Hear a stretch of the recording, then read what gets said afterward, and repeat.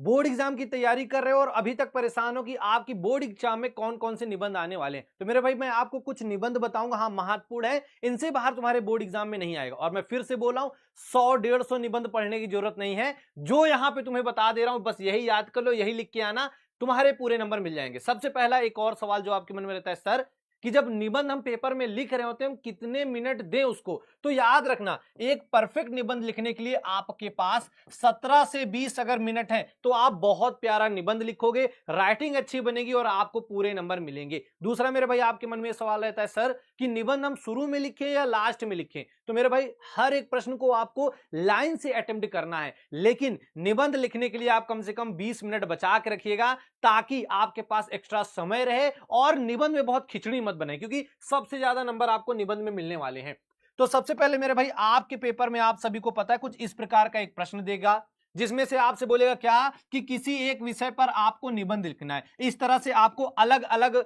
विषय देगा, यानी जैसे मान लो पर्यावरण प्रदूषण हो गया, विज्ञान अभिशाप वरदान हो गया, नई शिक्षा नीति या जनसंख्या लाभ या हानि। तो इस तरह के जितने भी आपसे पूछेगा आपको सब नहीं करना है, आपको याद रखना कोई एक, ठीक है, कोई एक आपको निबंध लिखना जिससे आपके पूरे नंबर मिल जाएंगे। तो सबसे पहले सबसे महत्वपूर्ण जो निबंध आता है मेरे भाई, और ये निबंध आपकी बोर्ड परीक्षा में आपको देखने को मिलेगा, याद रखिएगा, विज्ञान वरदान या अभिशाप, और या फिर आपसे पूछ सकता है विज्ञान के लाभ या हानि। अब निबंध लिखते समय कुछ चीज मैं आपको बता रहा हूं, ध्यान से सुनना।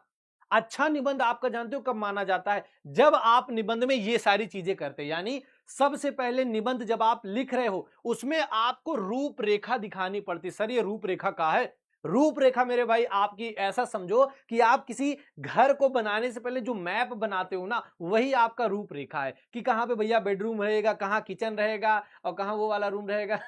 जहां तुम, ठीक है, आगे मेरे भाई। अब रूपरेखा में तुम्हें लिखना क्या क्या है, सबसे पहला पॉइंट आपको 100% याद रखना, प्रस्तावना लिखनी है। अब प्रस्तावना में जो भी ये तुम्हारा निबंध है इसके बारे में अपना जो भी तुम्हारा पॉजिटिव पॉइंट्स है उनको लिख देना। और एक चीज और याद रखना, अगर पूरे नंबर चाहिए, मैं फिर से बोल रहा हूं, कम से कम आप लोग 6 से 7 आप लोग पॉइंट निबंध में बनाइएगा, ठीक है, और इन पॉइंट को याद रखना आप लोग कम से कम 3 से 4 लाइन, ठीक है, 3 से 4 लाइन उसको एक्सप्लेन करिएगा, उससे ज्यादा मत करिएगा। और अगर आप 6 से 7 पॉइंट बनाओगे, 3-3 लाइन हर एक पॉइंट के बारे में लिखोगे, तो आपको 100% पूरे नंबर मिलने वाले हैं।